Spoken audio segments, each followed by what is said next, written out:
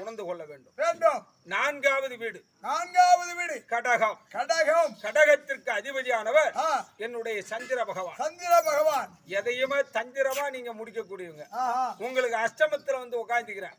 உங்க தந்திரத்தை இன்னொருத்தன் தெரிஞ்சுக்குவாங்கிறத நீங்க புரிஞ்சுக்கிட்டீங்கன்னா போதும். அதிக உறவு, அதிகமான ஆபத்து, அதிக உண்மையை வெளியே கொட்டுவது உங்களுக்கு இடைஞ்சல். அதனால் செய்யக்கூடிய தொழிலில் தெளிவோடு செய்யணும்.